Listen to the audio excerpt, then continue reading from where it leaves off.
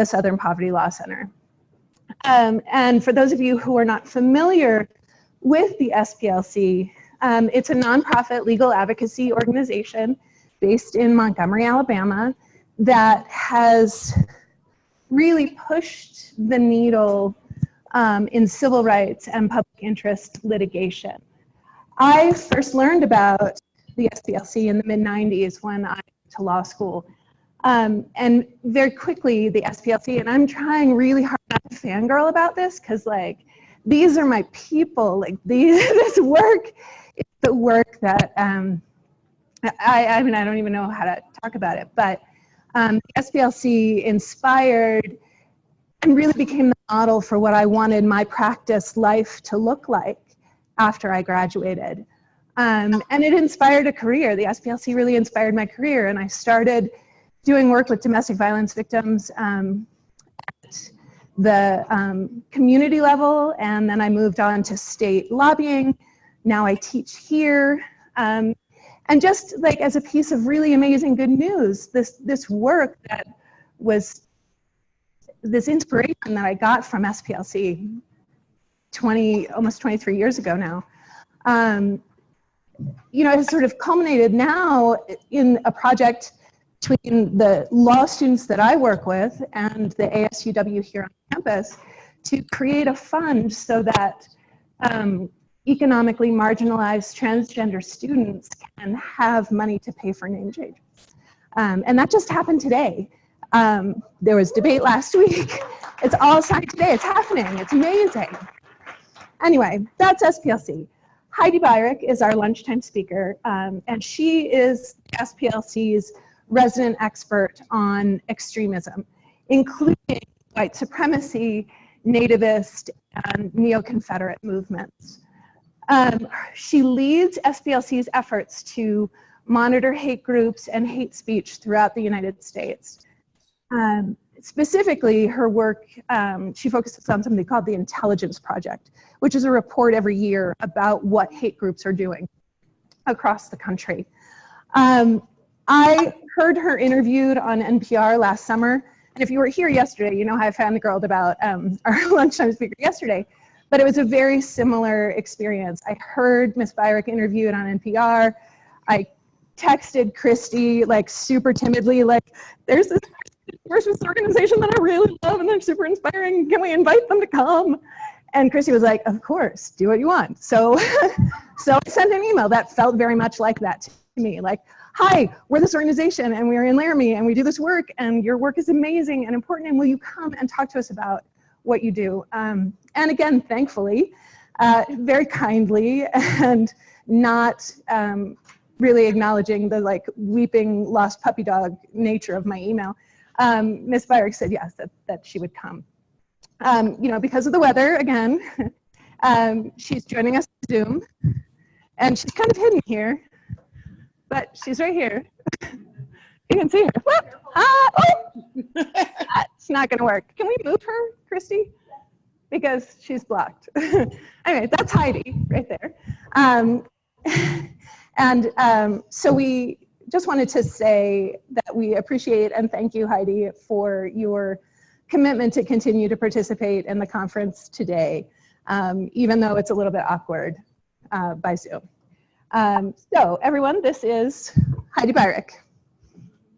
Hi, everyone. Oh, I'm sorry, one more thing.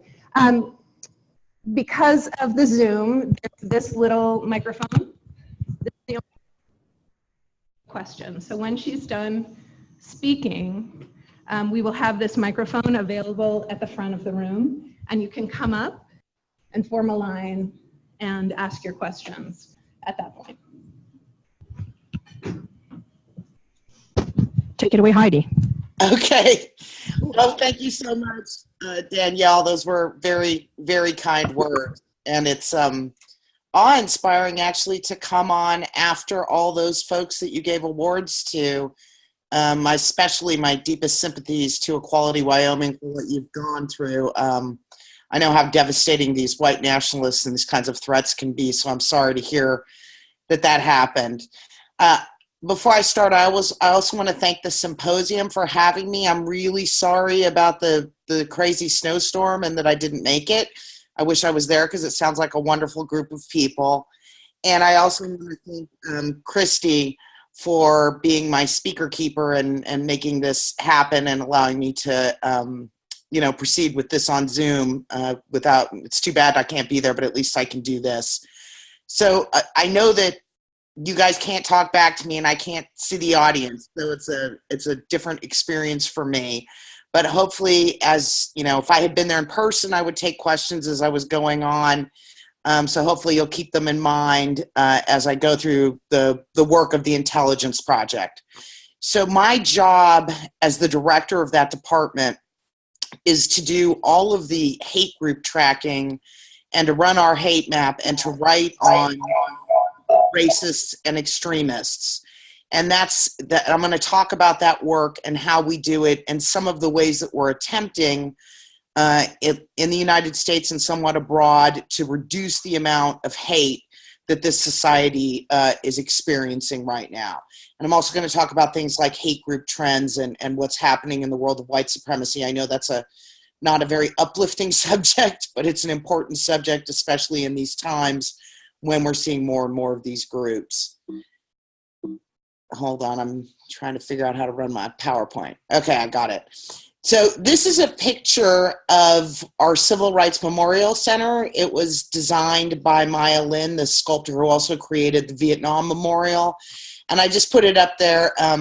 It's our motto, basically, the words that Martin Luther King has there. And, if people can ever make it down to Montgomery, Alabama, we welcome you. Is there a problem with the system? I see someone working there. Okay. Can you hear me? All right, I'm gonna assume it's fine then. The memorial has a list of people who were killed during the civil rights era and fighting for voting rights for all of us. And it's really the inspiration for all of the work we do. We're very much birthed in the civil rights era. This is a picture actually of Dexter Memorial Church, which you can see out of the back of our building, which is the church from which MLK ran the bus boycott from. And I just put this up there as a reminder, one, of the historic aspects of Montgomery when it comes to the civil rights movement, and that, we at the center actually look at this church every day. We're infused with the ideals of that era, and it's what drives us. So this is George Wallace. Obviously not a civil rights hero. And I have his picture here because in the early years of the Southern Poverty Law Center, for those who might not know, a lot of the work that was done was around trying to make the Voting Rights Act, the Civil Rights Act, and so on a reality in the South. So we sued this man a couple of times to desegregate, for example, the state troopers, to change the legislature, and so on. And those early years in the 70s and into the early 80s were really about, suits, various kinds of cases to try to make those historic laws a reality for people in the Deep South. And they were far from it at that time. There were still terrible vestiges of segregation going on. YMCA in Montgomery, Alabama, for example, didn't allow Black folks to use its pool until we sued them in the late 70s. So there was a lot of work to be done. But my department actually arose out of a case that we brought in the early 80s on behalf of this woman, Beulah May Donald. Her son was lynched by members of the United Klans of America, which is the same Klan group that fought desegregation and blew up the 16th Street Baptist Church in Birmingham, Alabama, killing those 4 young girls. And they were still wreaking havoc on the South into the early 1980s. The lynching of Michael Donald is often called the last lynching in America. It unbelievably happened in the middle of downtown Mobile on a popular street. He was hung from a tree. It was a horrific crime. And in the middle of deciding to take on the United Klans, this is the first time the Southern Poverty Law Center ever sued a hate group, and that's what we're most known for. in the discovery process to bring this lawsuit, one of the things that our founder, Morris Dees, and folks who were working at the center at the time realized was that there was no resource in the United States that tracked where Klan groups existed. There was just basically no information. And in fact, federal law enforcement wasn't looking at these violent groups either, because the FBI had screwed up, frankly, in the 1960s and spied on people like John Lennon and Martin Luther King, and they had their hands tied after the church hearings about tracking organizations.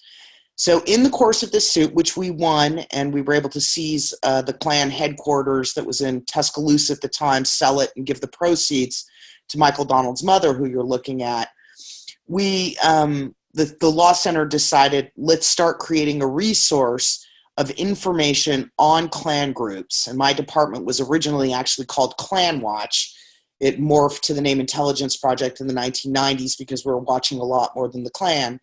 And the idea was we could at least let the world know where these groups are, how they operate, and provide some information to both law enforcement and the public about the prevalence of white supremacist organizations in the United States. So that's what my department grew out of.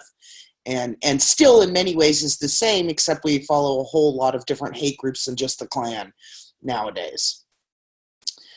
This is a map that we put out every year of hate groups in the United States. And this is essentially the modern day version of our early Klanwatch list of where Klan groups were located. And it provides information for Americans and for law enforcement and others about where these groups are operating and what their beliefs are, and all kinds of information about the groups themselves. And we do constant reporting on these organizations on our blog, Hatewatch. And so I'd encourage people to have a look at that information and tell you more about what the state of hate is in the United States today. Unfortunately, we just released our 2018 hate lists and hate map, and we have now counted a record 1,020 such organizations across the United States. This is actually a 7% increase year over year between 2017 and 2018. And it's a 30% increase if you go back to 2015. And in essence, if you go back to when Trump began his campaign. It's a very bad situation in which the white supremacist world in particular has been energized by the Trump campaign and by other kinds of trends like are happening in social media. And now we're getting to, record highs of this kind of activity in the United States. So I want to talk just for a little bit about what the Southern Poverty Law Center means when we say hate group. So for us, a hate group is an organization that, based on official statements by its leaders, its website statements about what it believes and so on, disparages or maligns or attacks an entire other group of people based on their immutable characteristics. So what this means is these are groups, as it says here, that vilify other people based on race, religion, ethnicity, sexual orientation, or gender identity. And, for the United States, these are exactly the kinds of prejudices and fault lines that have run through our society forever and make it very fragile. So these groups exploit differences that can result in all kinds of terrible things, from the horrors of domestic terrorism and hate crimes to just making vulnerable communities all the more vulnerable. Now, I want to say a little bit about this because there's often confusion about our hate group listing, which is this: we don't list groups because they're violent. A lot of folks think that, think that the organizations that are on our lists are all engaged in violence of some sort. That is not a marker for us on why we list a hate group, although many of the groups we list are actually quite violent. And the reason we don't look at violence is because there are a lot of organizations, I'm just going to point to one called American Renaissance, that are pure propaganda outfits. They don't have members who are ever engaged in hate violence or domestic terrorism, but they put out the propaganda that justifies this. An American Renaissance is particularly anti-immigrant and anti-Black.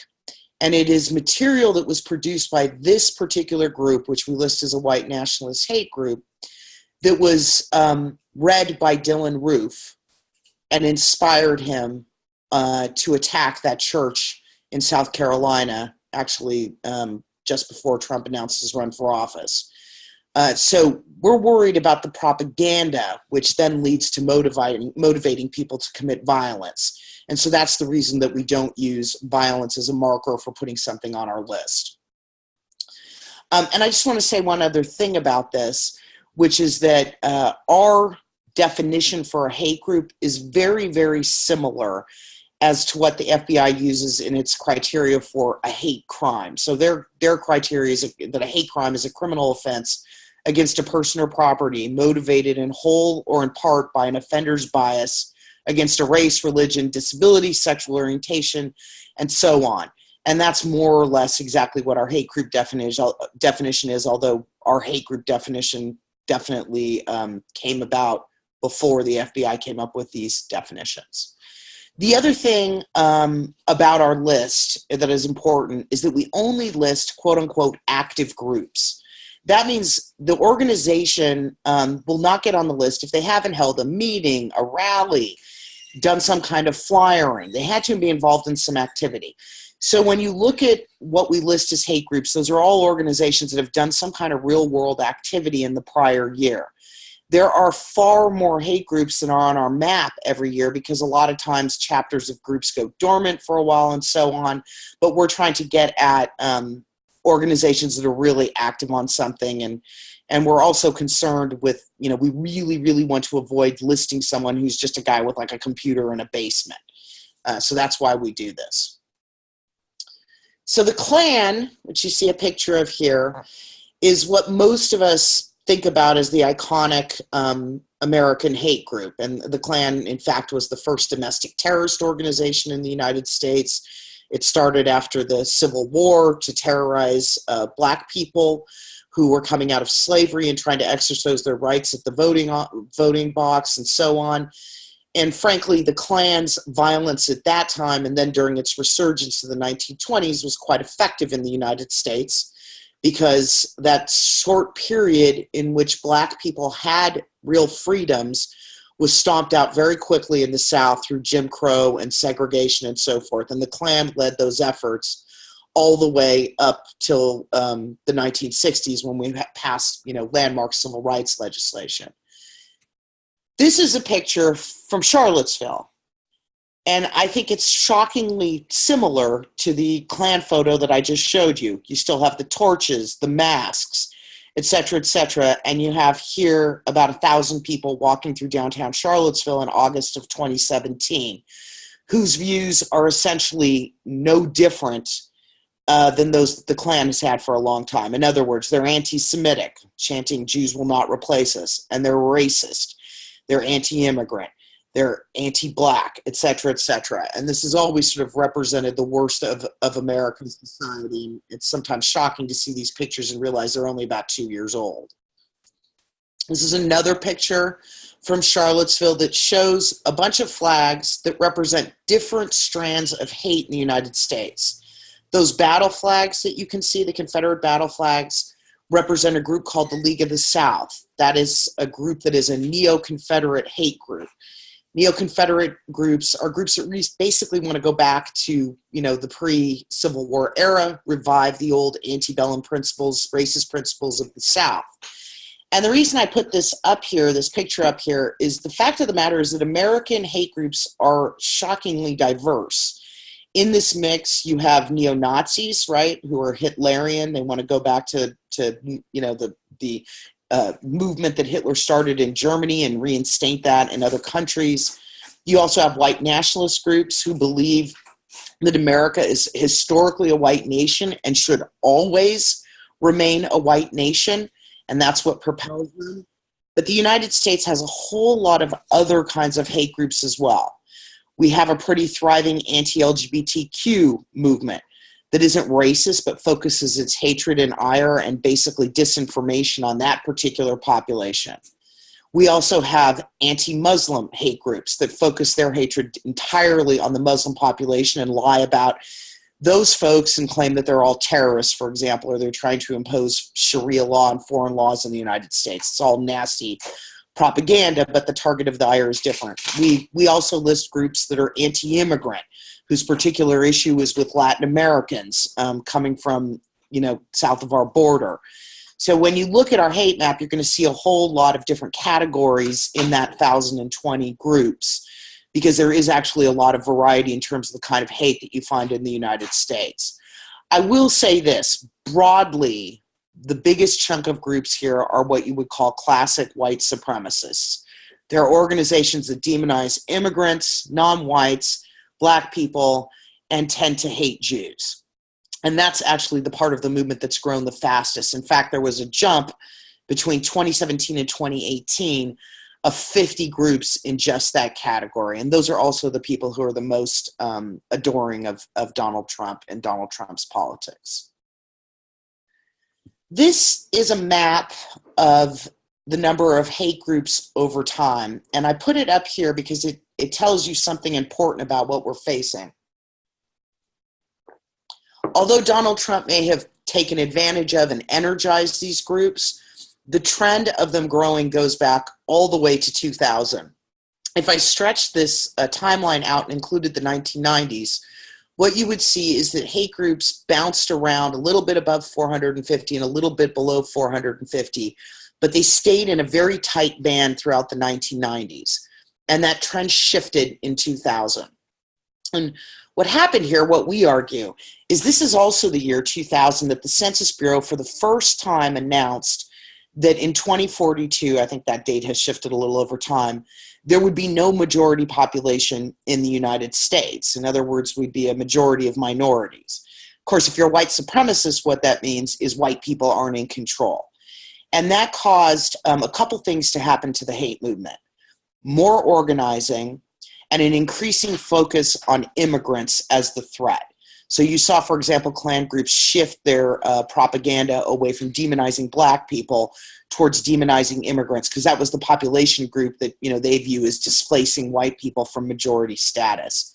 And so this long trend line, some of those high points are the Obama years. Of course, when Obama was in office, he represented these changing demographics. But it's that idea that the United States is going to change, and that it's going to change in a negative way for white supremacists, that has helped them to recruit and organize and become a larger movement than they were in the past. So I've already mentioned this, the 30% jump in hate groups. But really, if you look at it across almost the last 20 years, what you've seen is the doubling in the number of hate groups in the United States. So I want to talk a little bit about the map. And, there's sometimes people will come to us and they'll say, oh my gosh, I'm from California and we had the highest number of hate groups in the United States. And it's really important to put the numbers within the context of the population size of the state. So what you're looking at here is a hate groups per capita number, and it shows where the concentration of hate groups is the highest based on the population. And not surprisingly, some of those states are in the deep South. And oftentimes it tends to be Idaho and Montana, who you see blocked out here and who are your neighbors to the north, that have had a lot of hate groups. And there's been a historic trend by white supremacists to move into that region because they view it as a place fertile for white politics, basically. They're not too happy with increasing diversity in places like Boise. But for a long time, white supremacists have tried to move to the Northwest and exert sort of political power. So you do have to think about the dynamics. I should say South Carolina for years, it's funny that it's not on the 2018 map, but for years and years and years, it has had the highest density of hate groups in the United States. And that largely has to do with neo-Confederates really, really liking the place. And this is our new hate map, and this shows you actually the darker red a state is, the more dense it is with hate groups. You'll see Wyoming is one of the palest reds in the country. And if you go on our website and sort of fiddle with the hate map, you can see more information state by state by state. But you'll see the patterns are not surprising, right? It's the deep South that continues to have a history of hate groups. and parts of the Northwest where white supremacists have been relocating to for quite some time. And there's Wyoming. There's just one hate group that we counted in Wyoming this year, Identity Europa, which is actually an organization that has just fallen apart last month, so that's some good news. We'll see if they resurface in some other way. There have been more hate groups in the past in Wyoming at times, and I encourage people to go look at the state listing on our website at splcenter.org. But in general, Wyoming's not a place that has a whole lot of organized hate activity, and I realize Wyoming also has a relatively small population, which is related to that. All right, so I've already mentioned Trump. This is actually Trump's first day of campaigning. This is him coming down the elevator at Trump Tower. And from day one, people will remember that he started out his campaign by bashing immigrants. He talked about Mexicans being rapists and not bringing particularly quality people into the country, or Mexico wasn't exporting particularly quality people. And Trump is important in having energized the hate movement, but you also have to realize that he has tapped into serious grievances on the part of some parts of the white population in the United States. And what he did is he kind of weaponized fears and grievances from that population into part of his base. Of course, every time he says something racist or something anti-Muslim, it further energizes these folks and makes them feel validated. And that's really the tragedy of Donald Trump, that we now have such hate in the mainstream in a way that we didn't have in any other prior era. So it's just about the upset. White supremacists definitely turned out for Trump. And right after the election, we already saw what this meant for white supremacists. This is a picture from an event that actually took place in the Reagan Building in Washington, D.C., and it was held by a guy named Richard Spencer. He's probably one of the more well-known white nationalists out there, and this is them, doing a Nazi salute, a Roman salute, to the words of "Hail Trump." This was like a very high watermark point, and in some ways was the beginning to what ended up being the disaster and the horrors of what happened in Charlottesville. Every time Trump does things like describes Black America in ugly ways, panders, he's actually tweeted out material from neo-Nazi Twitter accounts. At one point, he posted anti-Muslim videos from a racist group in England that's actually banned there. Every time he does that, he's sort of feeding the beast with more justification for people who feel these racial resentments in the United States. And there are other things that have been happening. It's not just about our hate list. We collect data also on campus flyering, public flyering, and banners put up by white supremacists. And just since in the last 3 years, I think we've collected something like information on hundreds and hundreds of incidents. I'm not sure what the total is up to, but you can see there's been a lot of this activity in your region, in Wyoming, especially in Salt Lake City and in Utah and in the Denver area. And hate groups are getting onto campuses because they're hoping that they can recruit people into their movement and also make a splash in the local press or the campus press when people protest the fact that that material is out there. And they found this to be a relatively useful tool. One interesting thing, since you all are on a campus there that's experienced this kind of firing, in the last year, we've seen more of this activity happening off of campuses than on campuses. We're not exactly sure what that signifies, if white supremacists seem to think the broader public maybe is more interested in what they have going on, or why the tactical change, but that's definitely been the case for the last 6 months or so. So maybe campuses are getting a bit of a breather from this activity. There are other aspects to hate in the United States as well. This slide actually is about hate crimes in the U.S. Now, every year the FBI releases its hate crimes data for a year prior. So the most recent data that the FBI has released on hate crimes is from 2017. And they have been reporting more or less between 5,000 and 6,000 hate crimes for like 2 decades, literally. There has been a slight uptick in the number of hate crimes reported by the FBI lately, but the bandwidth with which in those that they function is actually pretty narrow. Now, here's the thing. The reason there is this 250,000 number on here is because the FBI's data is literally horrible. The Department of Justice does a study every year. It's called the National Crime Victimization Survey. I'm sure some of the academics in the room know all about it. And what it does is it asks Americans about their experiences with crime, all kinds of crimes. And they've done 3 big statistical analyses just looking at what people reported about hate crime. And in those, they have estimated, the Department of Justice has estimated, that the number of hate crimes in the United States is more like 250,000 a year, as opposed to that 6,000 number that the FBI tends to report, which means the FBI's data captures maybe 5% of the hate violence that's going on in this country. And there's a lot of things to be worried about the fact that the difference between those 2 data sets is so massive. It means we really don't know anything about hate violence in the United States. We don't know who the most targeted are. We don't know the regional nature. We're just missing too much of the data. And it also tells you something about a lack of commitment in the United States to fix this problem. I mean, the Southern Poverty Law Center, the Shepherd Foundation, and others have been working on this particular issue for some time, especially in coalition with the Leadership Conference. But we have got to effectively raise the FBI's numbers, or we're not going to get people to address this problem as a problem, right? It's like it's invisible. There's hate violence happening all across the country, and we can't see it because we don't have the statistics.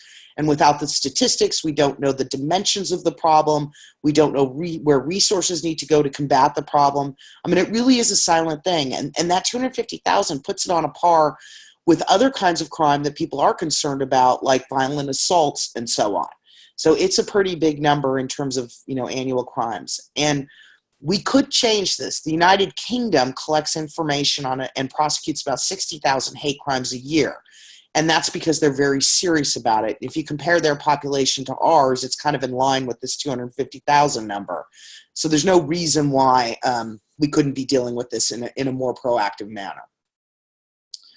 So I've already talked just a little bit about this, but what this slide shows is the changing demographics in the United States. The thing that I mentioned is fueling white supremacist growth. And you can see that over time, the white population is receding.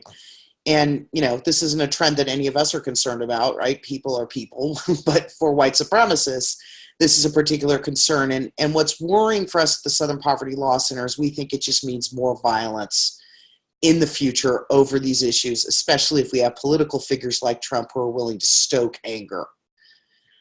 This is just the cover of our latest report, and it makes the point that what's really happening among white supremacists is they're raging against the change that we're seeing, and that's what's driving a ton of domestic terrorism and hate crimes. I already mentioned Obama. He was sort of the symbol and the reflection back at white supremacists of these changing demographics.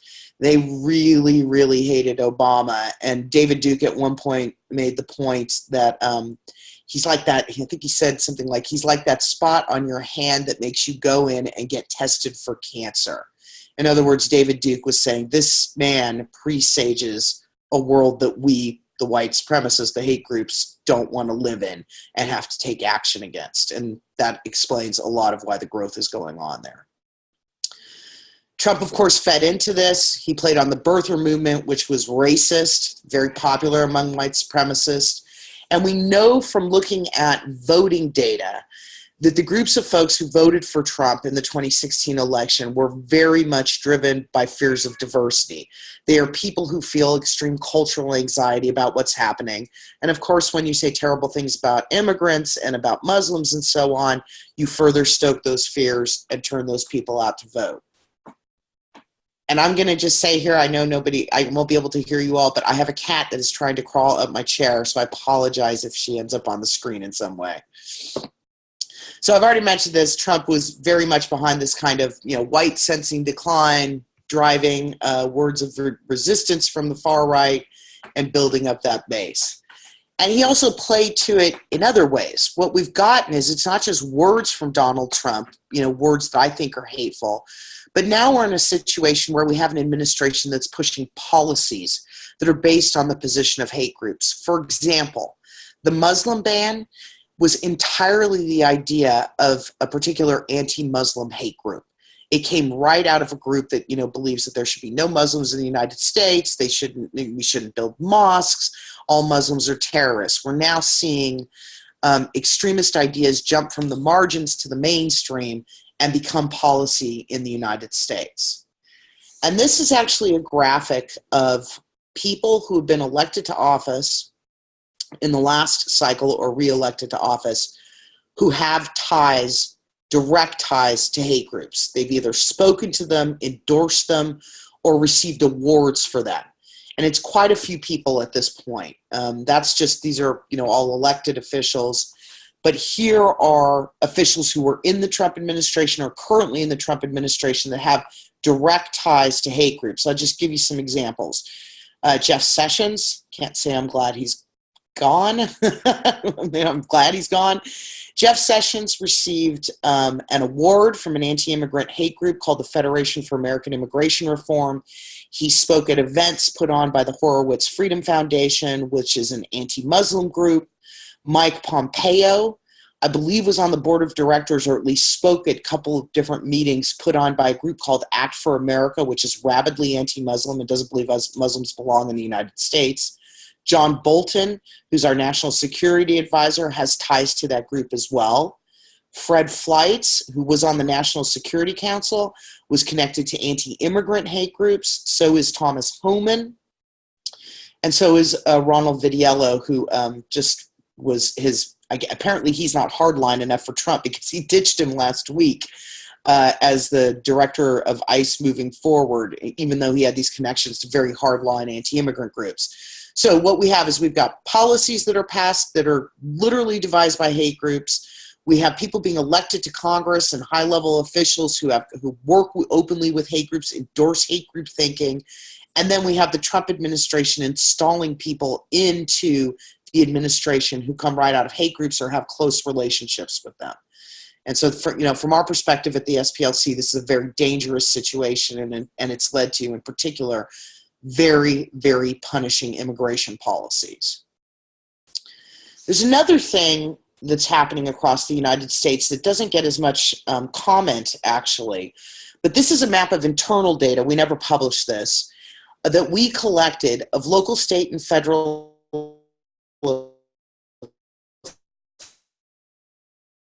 officials who had either done things or extreme comments. They had direct connections to hate groups, or alternatively, they had featured or participated in hate group activities in some way. And as you can see, it's well over 300 candidates who ran in the 2018 cycle who had those connections. And so one of the things that we're concerned about, and we're collecting this information, but we are C3, so we can't electioneer, so we really couldn't talk about these candidates prior to the election. What we're concerned about is Trump having found the successful path to the White House while, making these horrible comments about various populations in the United States has inspired others to attempt to run for office and to do the same. Now, one good thing is that in the elections in 2018, a lot of candidates for Congress who had connections to anti-immigrant and anti-LGBT groups did not succeed. I don't have a slide for that. So that may be something that portends better for the future. But still, we've got more and more of these folks bubbling up around us. The other thing that's happening is that we're seeing a growth in a different kind of group that we also track. These are groups that are actually very prominent in the Mountain States and in the West. So hate groups, racist groups, anti-Semitic groups, but we also produce a list of what we call anti-government or patriot groups. We've been doing this since the 1990s.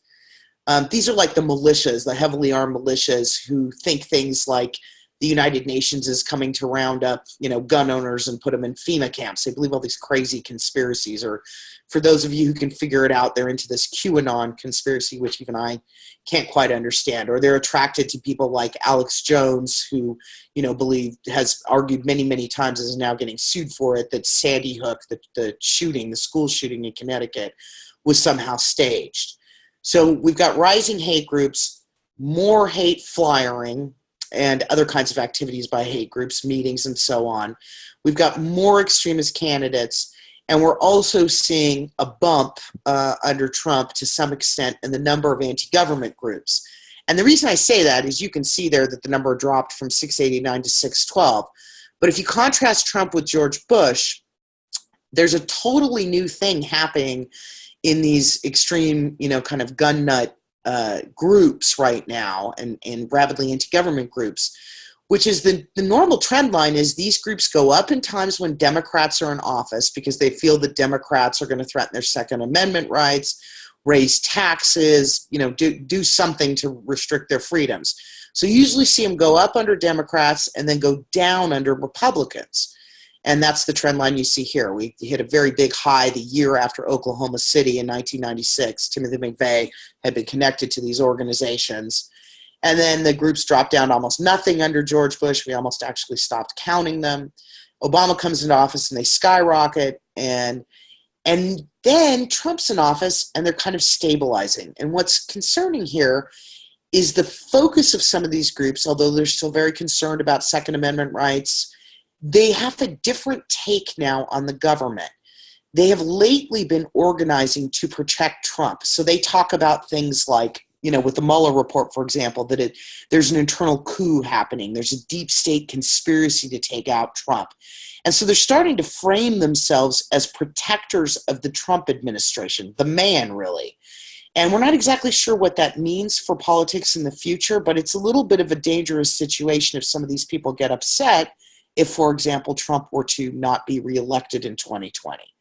And there's a lot of violence that has come out of these groups over the years, in particular domestic terrorism. So we have a lot of concerns about continued mobilization in the ranks of anti-government groups.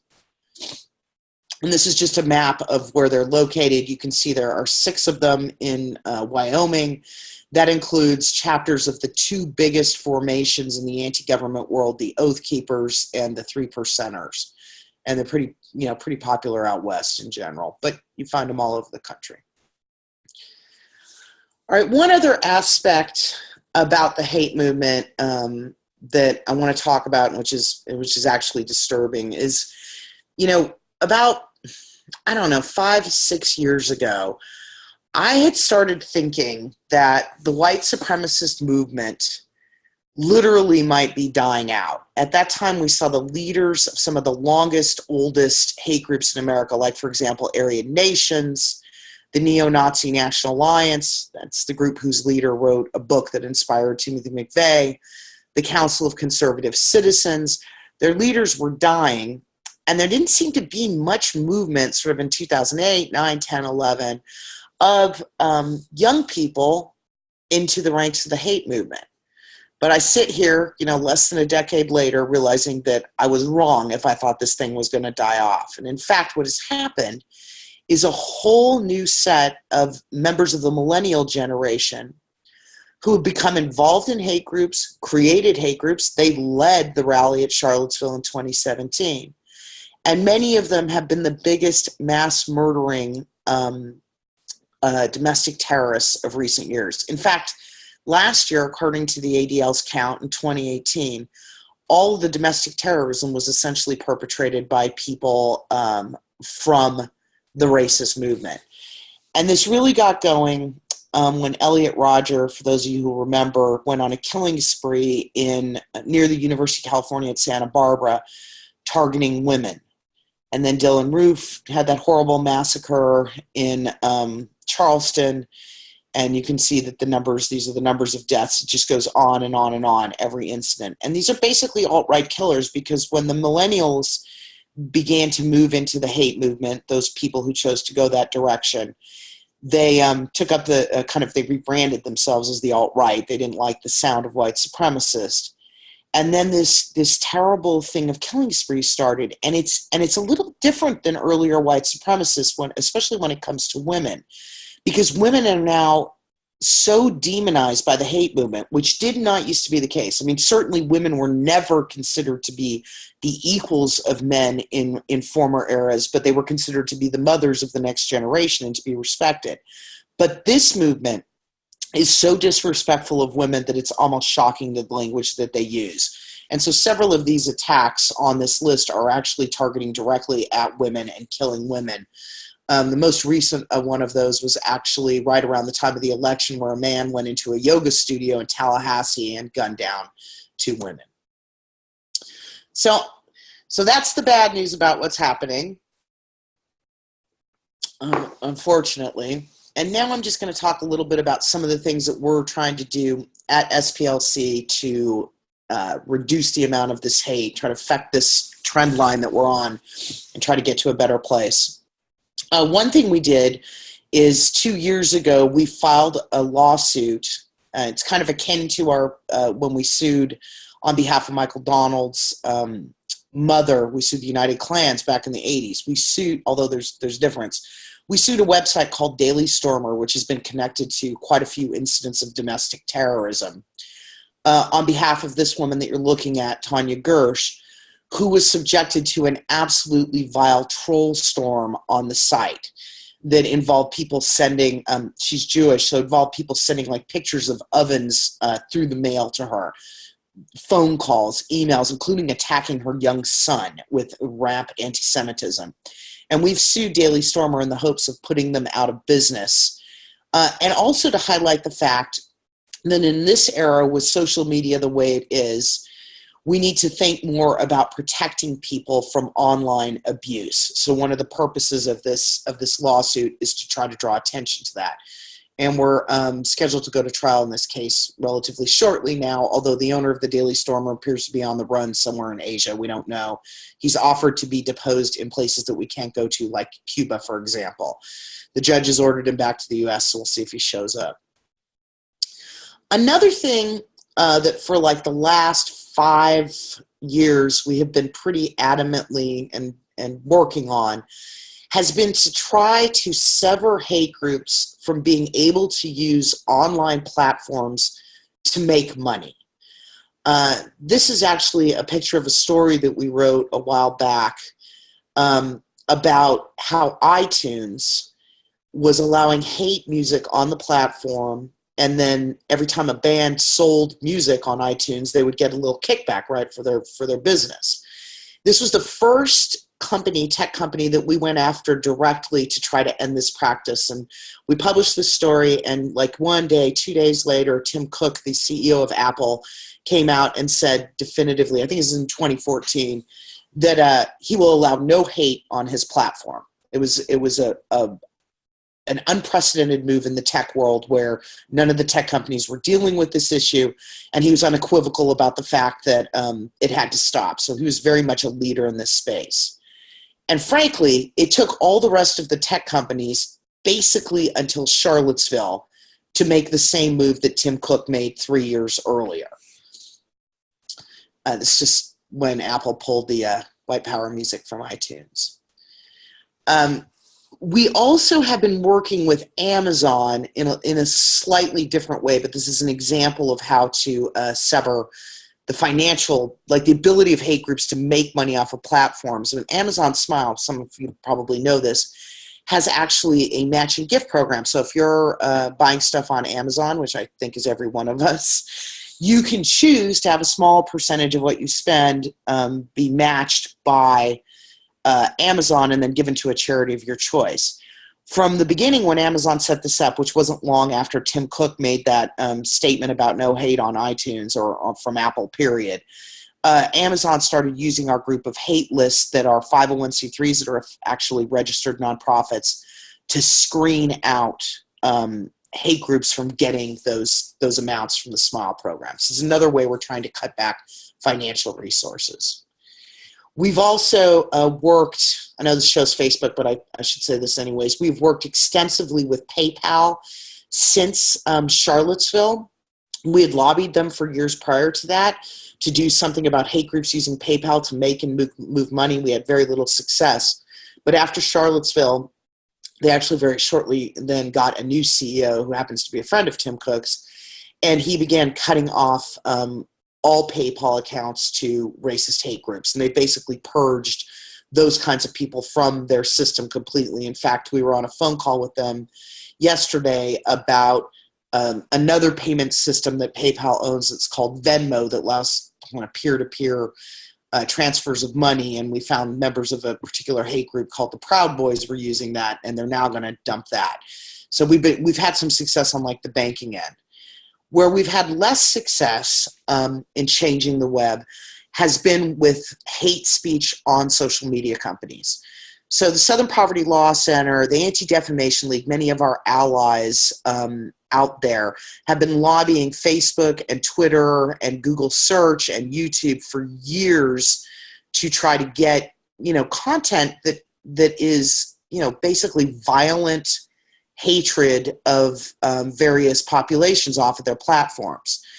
Once again, Charlottesville was a marker when things started to change for us, and these companies started to listen to us. Before that, they didn't care for what we had to say. They would argue that it's free speech, and they had to allow everything on their platforms. They don't hold to that position anymore. But it's been a really hard battle for us right up to the current day to get these companies, which actually have pretty good terms of service. In other words, they say they don't allow hateful content on their sites, but they don't enforce them. This article that you're looking at is actually the result of us working with a whole bunch of other organizations to demand a civil rights audit of Facebook, which they did agree to about a year ago, and which is now happening, which is good news. We'll see what happens with that audit. And this is a picture of an effort that the Southern Poverty Law Center undertook with the help of the Center for American Progress, Lawyers Committee, Muslim advocates, the Anti-Defamation League, and I'm starting to feel really bad because I know I'm missing National Hispanic Media Coalition, a couple other groups. We decided that what we needed to do to try to get the tech companies to do the right thing is band together, create a set of model policies, and then try to get tech companies to sign on to them. In other words, we weren't going to have any more one-on-one conversations. We were going to come at them as coalition and make an affirmative ask of what we'd like to see. And if you're interested in that, this is our mini site for that effort. And we've now got about 50 different civil rights organizations signed on to this effort. And we've been talking to Etsy, for example, Pinterest, obviously the big guys, Facebook and Twitter, but a lot of other organizations who are looking to sign on to this, and we're hoping that this will help, the whole world be better off with less hate. And I just feel like I can't talk about this without mentioning the horrible situation that happened in New Zealand a few weeks ago, and the way that that shooter was able to videotape that and get it up online and spread that hatred so quickly. And it was almost impossible for these big companies to stop it. I mean, they took down millions of copies of his video, but it was still a very, very difficult situation. And there's a reason for this. The tech companies have been involved in a global consortium to fight terrorism for about a decade. And it targets things like ISIS and Al-Qaeda, horrible propaganda. But they have never spent time thinking about white supremacy in the same way that they talk about that kind of terrorist material. And I think now in the wake of New Zealand, we're going to see that starting to change. And this is just Facebook just said they would ban white nationalists. So it's just another example of them becoming more aware of the seriousness of all this. Okay, so that's about some of the IP work. And I just want to say a couple words for my colleagues in the Teaching Tolerance department. This is the copy of their latest magazine. And that program at SPLC exists largely to try to stop hate from developing, right? Get it before somebody becomes, a young, angry white male willing to commit acts of violence. And I encourage people there to look at Teaching Tolerance. It's a lot of curriculum and information for teachers. They focus on K through 12 teachers and providing them with resources about all kinds of issues related to, diversity and inclusion and equity. And it's just a picture of their website as a reminder, teachingtolerance.org for those who are interested. And before I finish and take questions, I want to say just a little bit about my colleagues in our legal department. So there are 3 programs at the Southern Poverty Law Center: the Intelligence Project, which I've been talking about, Teaching Tolerance, which I just mentioned, and then our legal department, which in many ways is less well known than Teaching Tolerance or my department, but is actually the largest program at the Southern Poverty Law Center. I think at this point we have maybe 130 people in our legal department. And they do all kinds of works from a voting rights group that we have, juvenile justice reform, We're working to reduce mass incarceration, all kinds of stuff around children's issues. Most of the work that the legal department does is focused on making the Deep South a more fair place. So I'd encourage folks to have a look at our website who are interested in that. And if somebody has a specific question about legal, I'd be more than happy to answer it. And so with that, I'm going to drink some water and I'll be happy to answer questions.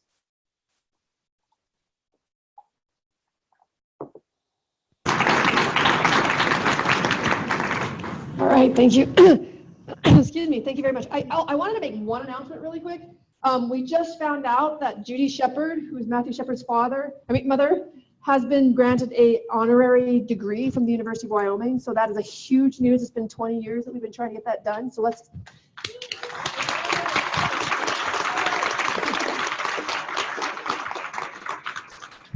All right, so does anybody have any questions? You can come up here and talk to Heidi and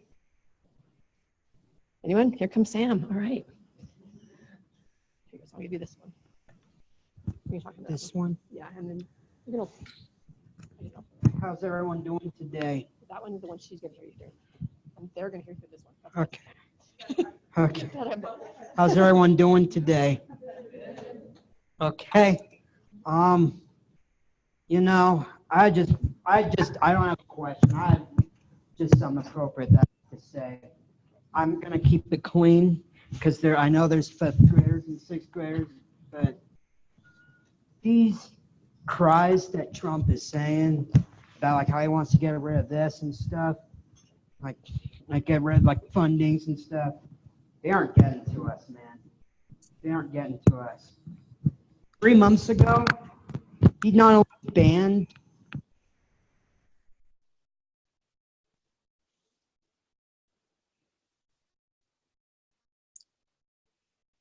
I can't hear. This one, yeah. Sorry, I couldn't hear for a second. There you go. Okay, now I can hear. Because this is the one she's hearing from. Okay, he killed government workers' lives. 800,000 people were on furlough or were not working without pay. And that is such a shame. And I don't know how long that government shutdown lasts. I lost track over stupid politics. Why would anybody support something that would be on the Mexican border, build a stupid meaningless wall, is beyond me. You have to change what we have to do. There are people that are being locked up in cages. Their lives are under risk. And I was upset 2 weeks ago when they said they were going to defund when Betsy DeVos was going to defund the Special Olympics. But I will say with Trump with this, he said, quote, "I will not do that." It's a great organization, but that still made me mad.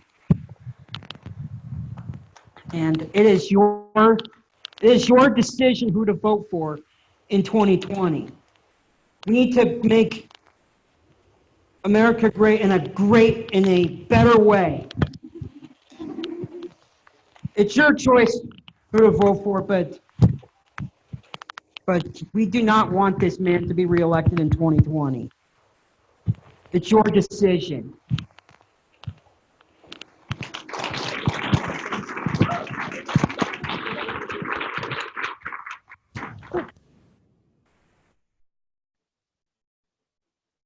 Okay. So you have to talk to both of these. And she can see you now. See, she's right there. Can you hear me? I can. Okay, awesome. Hi, I'm Artemis. Hello, everyone. I just had a question to you, especially with the legal actions with the Southern Poverty Law Center. Of course, over the years, there's been lots of criticism of the SLPC because of whether there was false labeling, and I put that in air quotes, on certain politicians or groups that say, oh, we're not anti-immigrant, we're just concerned about immigration. How does the SLPC respond to such criticism? Well, for the most part, the groups that don't like our labeling them as hate groups that you're talking about are organizations that I think are perceived to be closer to the mainstream. And it's often, although the anti-immigrant groups like the Federation for American Immigration Reform don't like us listing them as a hate group, but it tends to be the anti-LGBTQ groups that scream the loudest about our listing of them. The arguments that they tend to make are things like, we're not violent, so we shouldn't be on the hate list. Or, you know, how can you put the Family Research Council next to, you know, a group like American Renaissance that inspired Dylan Roof, something along those lines. And here's our response. It's that the propaganda that they put out about the LGBTQ population is just as ugly as what a white nationalist group would say about black people. In other words, they describe, it's usually gay men that they attack. They describe them as child molesters, perverts, destroying society, more likely to be pedophiles, et cetera, et cetera. And that propaganda is just as bad as calling, you know, black people more sexually deviant, more diseased, dumber, et cetera. And all those kinds of propaganda efforts are the kinds of things that allow particular populations to be more vulnerable to hate crimes and domestic terrorism. And so that's our response to that. We just reject the idea that one form of hate is somehow less serious than another. And, you know, if they don't like it, they don't like it. Thank you. And if that's okay, if I could ask one last question, is there's lots of young people in the audience today. And if you could see it, there's lots of cute, more younger kids in the audience. And I was wondering, it's such a rough time to not only be a preteen or a teenager, especially in middle school and high school.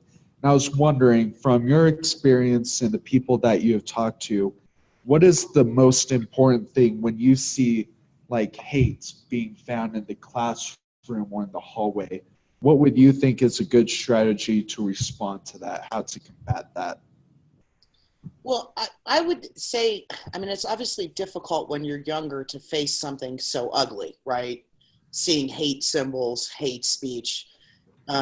You know, I wish we could spare young folks from having to ever experience this. It's the worst of humanity expressing itself. But our general response, which you can find in a publication we have called 10 Ways to Fight Hate on our website, is if something ugly like that happens, use it as an opportunity to do something positive. Hold a multicultural rally, celebrate your fellow students, hold a Jewish, you know, food fest, you know, things like that that can bring your community or your school together in a positive way and can make those who were attacked, whatever the nature of that hate speech might have been, feel safe and welcome in your community. In other words, try to turn a real ugly negative into a positive. Thank you.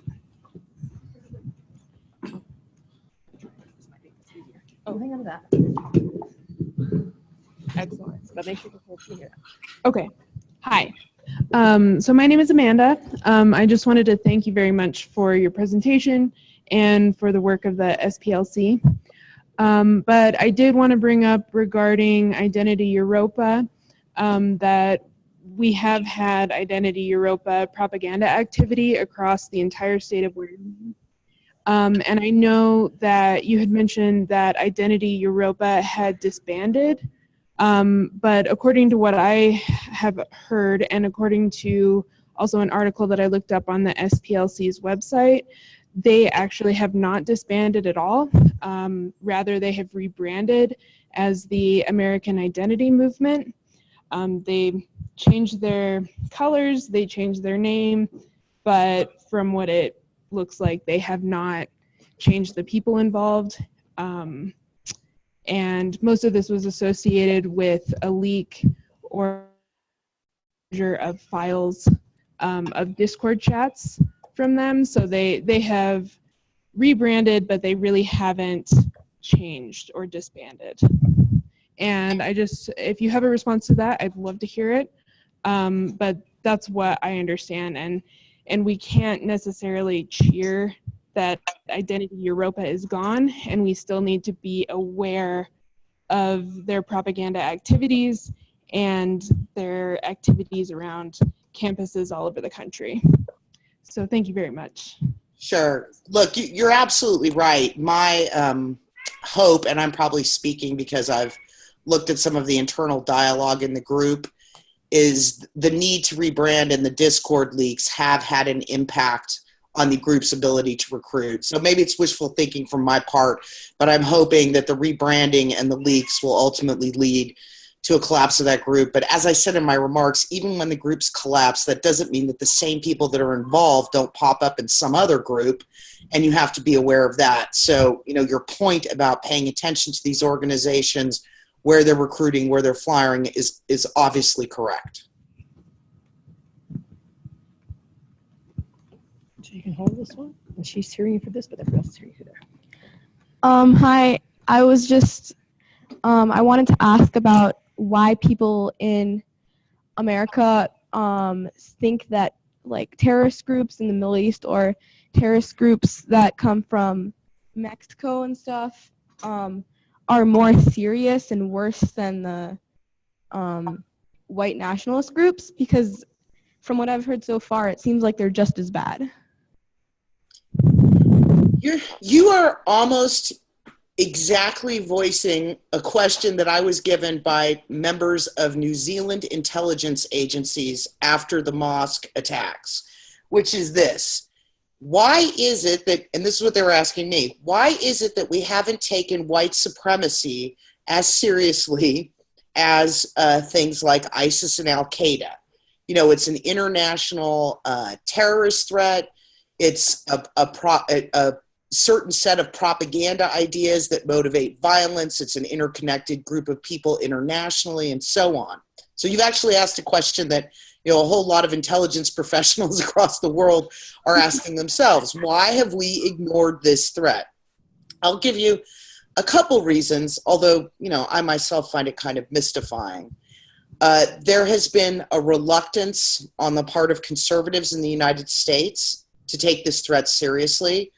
I think that they wrongly somehow believe that if we address white supremacy systematically, that it's going to somehow affect them, right? Like affect their movement or slur their movement, and I don't think that's the case. So there has been that. There's been the Trump administration defunding parts of our law enforcement at the federal level and so on that work on this issue, because he himself has said that, he just said it after the mosque attacks, white nationalists are like a small group and not a big, you know, a couple deranged individuals and not a big problem. He made, you might remember those comments after Charlottesville that there were good people on both sides. So the administration doesn't believe that white supremacy is a threat. And you'll notice that Trump rarely says anything nice to the victims of attacks like New Zealand, whereas he's very quick to speak up for the victims from attacks of groups like ISIS. So we have that kind of intransigence. There's a bigger problem, which is after the 9/11 attacks, most security institutions across the Western world shifted their focus entirely to battling forms of Islamic extremism. And they dropped what they had been battling under the Clinton years and going all the way back to Carter, which was a focus on white supremacists. Up until 9/11, Timothy McVeigh's bombing in Oklahoma City in 1995 was the deadliest domestic terrorist attack in U.S. history. Of course, 9/11 was much more severe. But, you know, we understood this to be a threat. Even Reagan, who started the first kind of hate crime charges, Ronald Reagan, knew that this was a problem. But once 9/11 happened, the focus shifted entirely overseas. The Bush administration didn't care about this issue. Obama, when he started to wade into these waters early in his administration, was viciously attacked. So we've been left basically without the infrastructure to adequately deal with it. So the question you ask is a huge question with a lot of answers, but a very serious thing that needs to be addressed. That was a very thorough answer, so thank you. And now someone wants to I just wanted to ask, what is your worst hate group in America right now? Oh, Lord. There's so many. I'm sorry to say that. I mean, Identity Europa, and maybe in its new form, but Patriot Front, some of the groups that are in the white nationalist category are very concerning. But there are a lot of organizations on the skinhead part of our list, racist skinheads, that engage in a lot of hate violence that I worry about, and they're not very well known. But really, my biggest concern is about the spread of this material, excuse me, on social media. That's where people are being radicalized into hate. Thank you.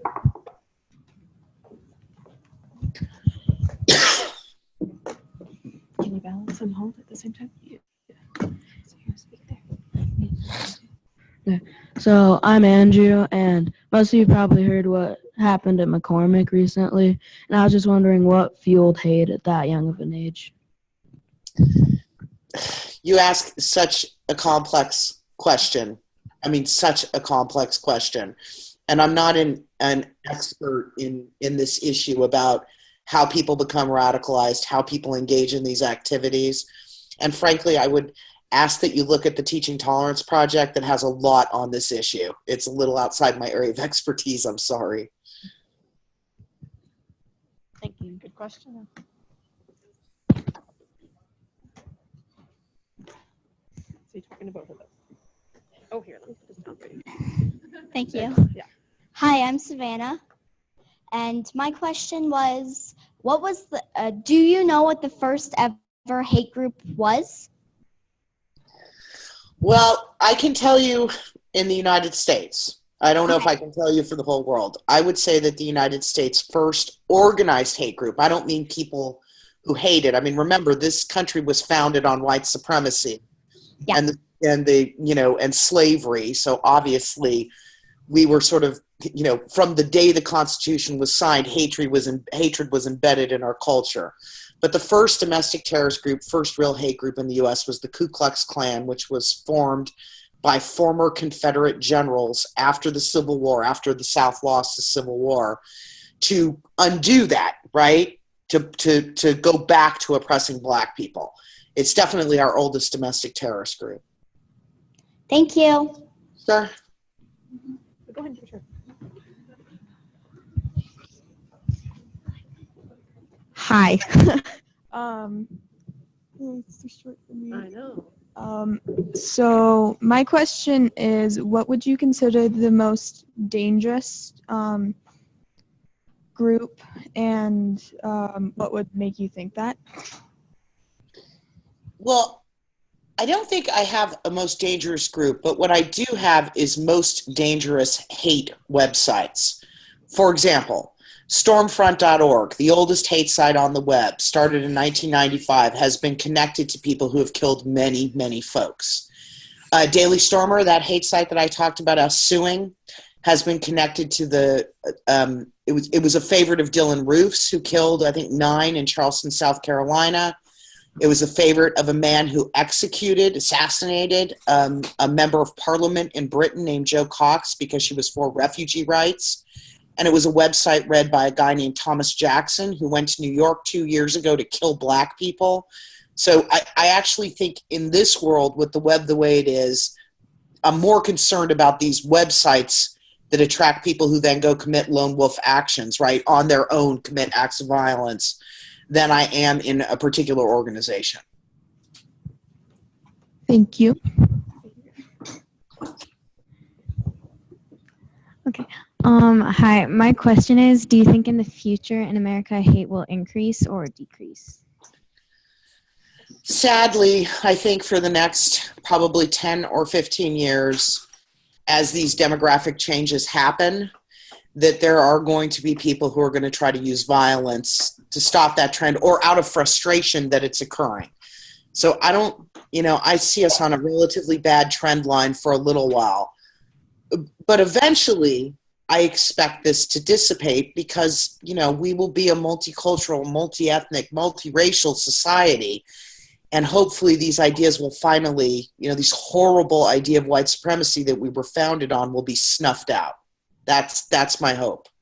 But I'm a little worried about the next decade or so. Thank you so much.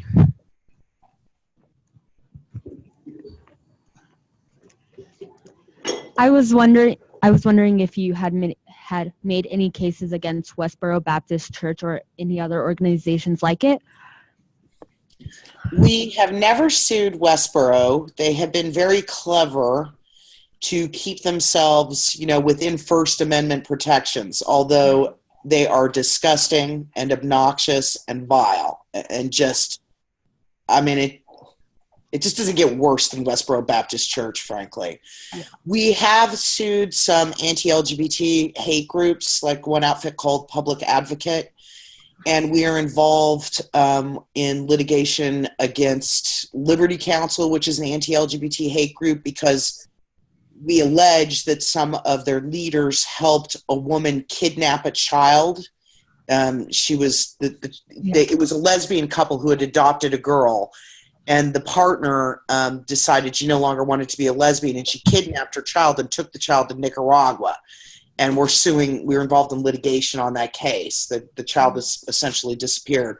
So we are involved, and we've done a lot of work on behalf of trans inmates, for example, a whole bunch of cases on the LGBT front, but not against Westboro. And they're all on the website if you want to look at them more closely.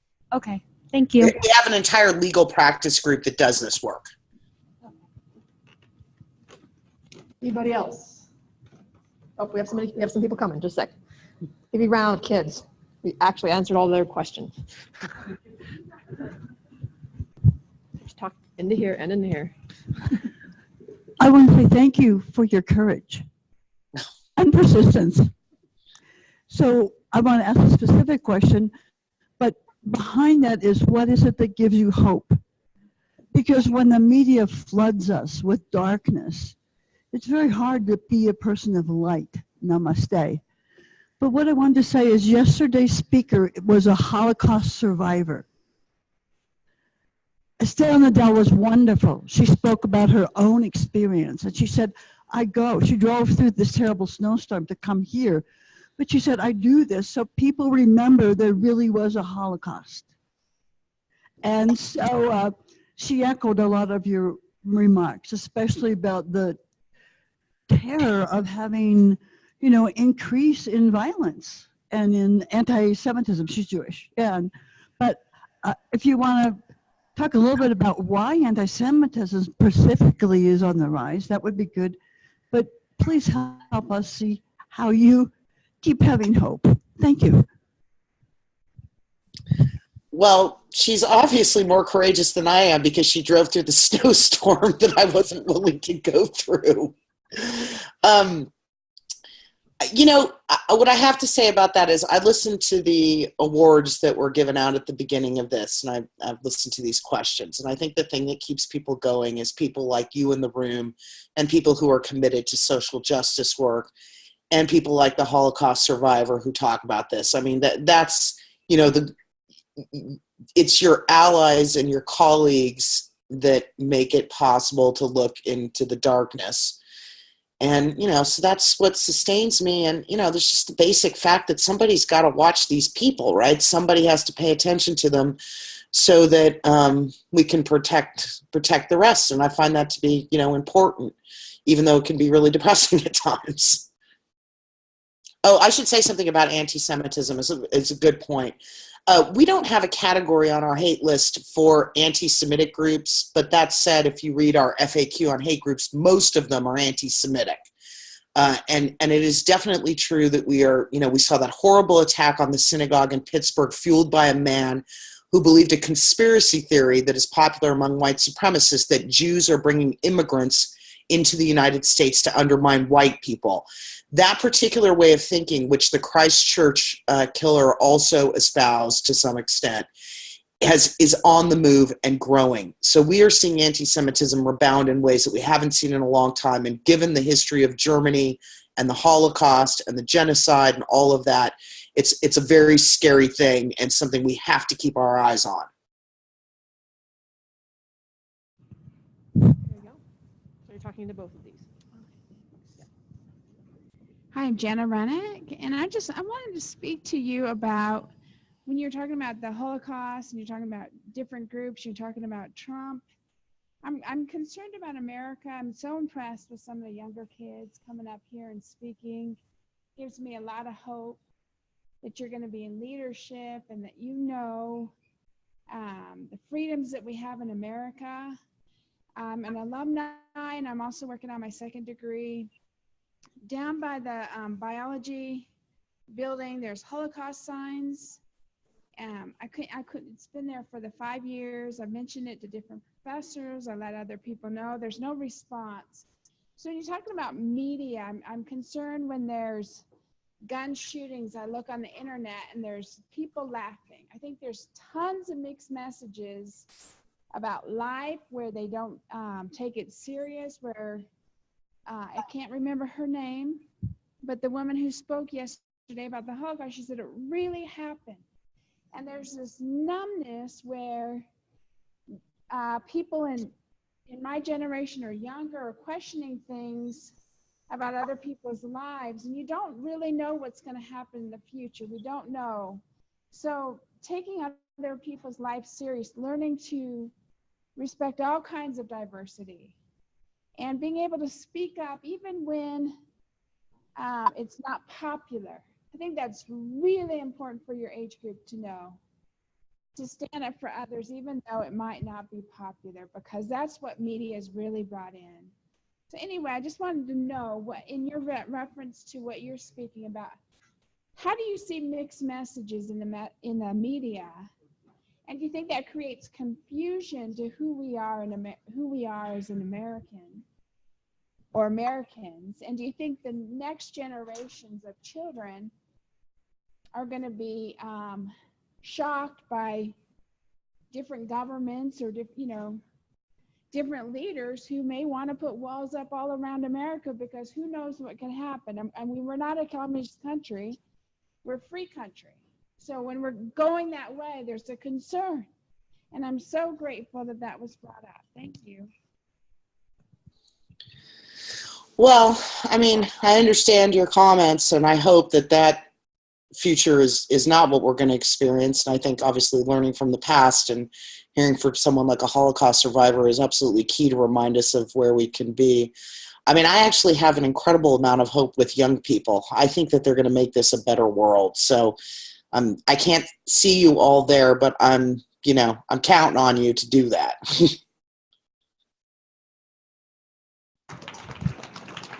They're applauding if you can't hear it.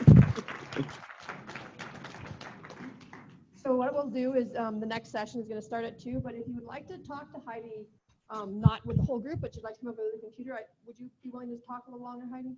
Sure. So if you would like to ask a couple more questions, like more intimately, like if she was standing here, you're welcome to come up and we can do that. Thank you all very much.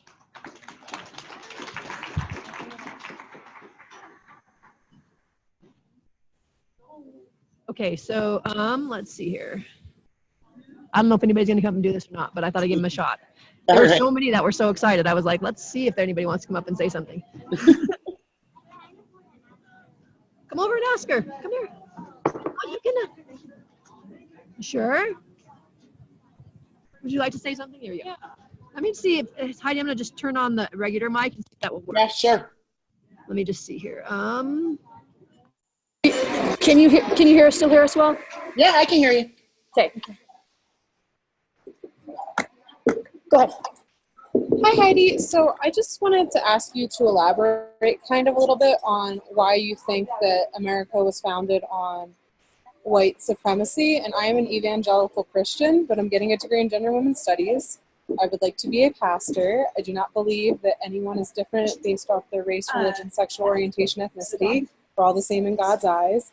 But I'm just curious how I can sort of, first about the why America was founded on white supremacy, and second, how I could kind of be a more moderate voice, because I am getting a degree in gender and women's studies, but I am a conservative. So it's like, how do you balance that out? Well, the reason I say white supremacy is I'm talking about the fact that I could have said white supremacist patriot if I wanted to be specific. Right. The idea is that Black people were subjugated and stripped of all rights and were not considered to be equal to white people. I mean, that goes on until the 1960s for a lot of Americans. The Constitution itself denies them both representation and personhood. So, and views white men at the views of the culture at the time were that white men were the ones, I mean, like women couldn't own property. Like there's all kinds of things. That's not biblical, by the way. Like, I firmly don't think that is in the Bible. Like, how? Oh, I'm talking about our constitutional system, right? Not about the Bible or anything about the Bible. Right. And so that's why I say that. And it took, 150, almost 160 years to try to strip that out. And even so, the inequities remain that were rooted in legal inequities and social oppression, in particular in the South, right? When it comes to race. And it wasn't just, a lot of people think about the dynamic in the U.S. with white supremacy as being basically about white-black relations. Mm-hmm. But if you look at the history of how brown-skinned immigrants have been treated and others, Jews as well in different periods, there has been the natural default in the United States is to not give those populations the equality of white people. So that's what I'm talking about. I'm not talking, this has nothing to do with the Bible or Christianity or anything along those lines. It's just a historical fact. That's true, right? That's just, I was like, I hope she's not talking about Christianity. No. Okay. No. I'm talking about our joint political project, right, for the last 200 years. So.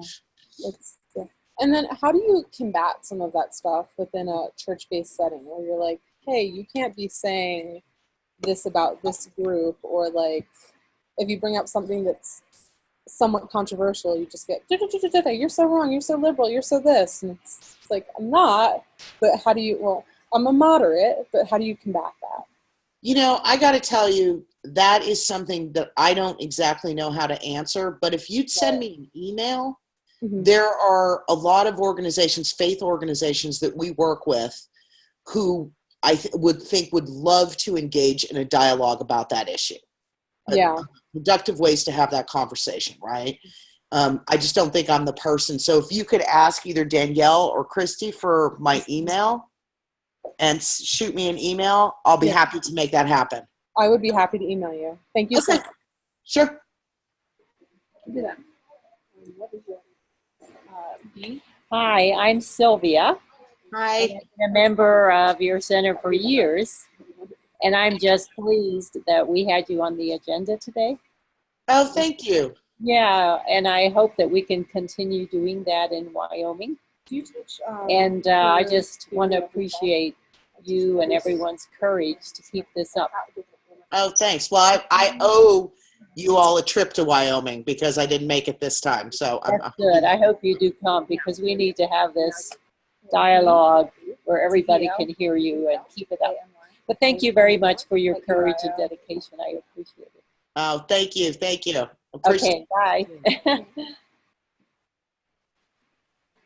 Hello. I loved your presentation, and I wanted to ask you what inspired you to do this. To do this work in general? Yeah, to do this work. I get that question a lot. I think one of the things I studied in school was fascist movements and extremism. And my first job here at the Law Center was actually as an intern right out of school. And I think I just became very drawn to the idea that maybe the work that I'm doing will do something to reduce or lessen the number of organizations who believe things like what led to the Holocaust. You know what I mean? Like I would like to be able to do something to make the country be less hateful. And I think that's what keeps me going. I'm not always successful, obviously, but I try. Thank you so much. Sure. Hi, my name is Elena Beaver. And, oh, yeah, I was like, I can squat down so you're not looking up my nose. Fair enough, fair enough. My name's Elena Beaver. I'm Initiatives Director of Social Climate Strategy at the University of Colorado Boulder, actually. So I'm up from Colorado and just visiting the symposium today. I wanted to see what was going on. And I wanted to just introduce myself because I was very impressed by your presentation. We have a biannual Diversity and Inclusion Summit that we do. And I would love to reach out to you to have you get involved and to have more of your work represented at our event. So I just wanted to put a face with the name. so that when you get my email, you realize who I am and why I'm reaching out. Well, that would be a pleasure. One of the sad things, aside from not making it to Wyoming this weekend, is that my brother and sister-in-law live in Longmont. So I live in Longmont. Oh, okay, okay. So I was intending to go spend at least one night with them, right? And so that got canceled too. But so I'm in the area. I would love to do something like that. Yes. I think that would be fantastic. So okay, cool. Wanted to let you know you'll be receiving an email from me at whatever email address I can find through Southern Poverty Law Center. And they have it. Christian didn't need. Perfect. I'll give her my email address, and so they can help us make the connection. But yes, thank you again. Very impressed, and looking forward to collaborating. Okay, sounds great. It was nice to meet you. Likewise. Thanks, Heidi. Bye. So just make sure you're talking about that. Hello. Hey. I was wondering about, you made a very quick reference to incels, and obviously you had a lot to cover, sadly. You seem to just to dovetail them in with a lot of the alt-right. Do you see them as being one part of that movement or a separate group, or like what trends are you seeing there? Because they're so bizarre and troubling. They are bizarre. It's a little bit complicated. I didn't intend I could have done an hour on misogyny in the modern hate movement, segment on incels. They're sort of tangential to the hate movement. One of the things about the alt-right is a lot of these millennial racists actually came to racism after being on 4chan and 8chan and involved in Gamergate. So they were actually women haters first, Black immigrant Jew haters later. And they brought this deep misogyny and some of these ideas into the hate movement. That's what I referenced briefly. And it's resulted in some domestic terrorism. We, of course, are seeing that out of the incel movement, like the van attack in Toronto. I think you could argue that the yoga shooting the guy was almost like an incel. I don't remember if he was actually active, but they're screamingly like incel. Yeah. So it's sort of tangential. In other words, you can be a hater and espouse the views of the incel community, but because you're an incel doesn't necessarily make you a hater, right? There is a crossover there, but they're kind of distinct. But the misogyny is similar in both movements. Okay. So are you seeing incels like dovetailing more and more into the rest of it and discovering the wide world of hatred, or? We added our first 2 male supremacist groups to our hate list 2 years ago. We've only been studying the incel phenomenon for a couple years. And we're in the middle, not me, but a colleague, of doing the kind of analysis that you're talking about. I don't know the answer right now, but I may know the answer when my colleague gets done doing this work.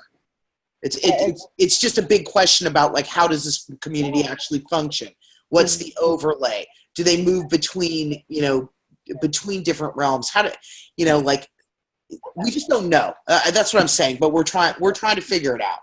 That's fair. And I find that interesting, particularly as somebody who has a background women's and gender studies and who also is a gamer and teaches video games. That's definitely something in my video gaming class that we wound up really digging into discussion of. And that makes a lot of sense about things that have spun out of Gamergate.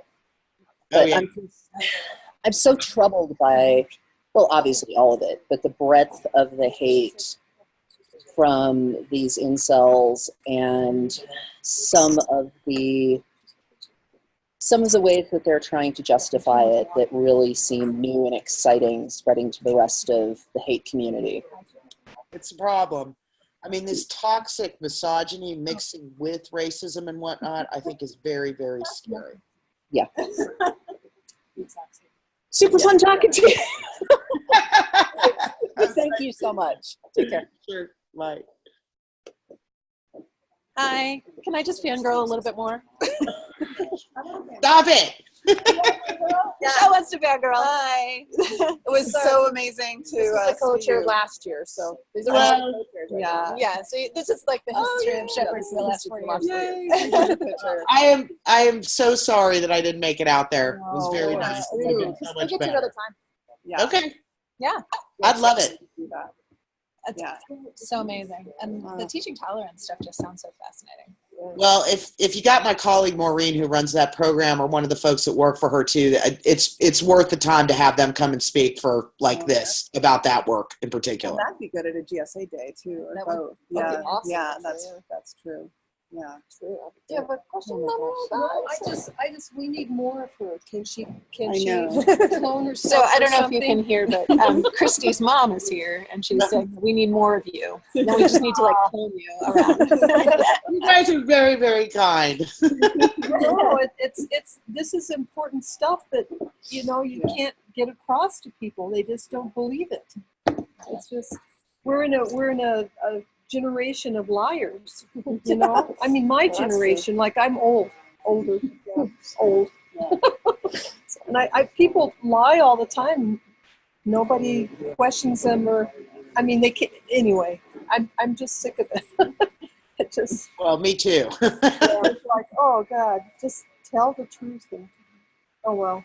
How about all of those young kids asking questions? That was good. That was really cool. Because I couldn't see the audience, I didn't know there was a bunch of youngsters. I might have said a couple different things if I had known that, right, about the movement or something. But you're fine. It's fun. These kids are extraordinary, and they've been doing this for the last 3 days. They come to these things, and it's all.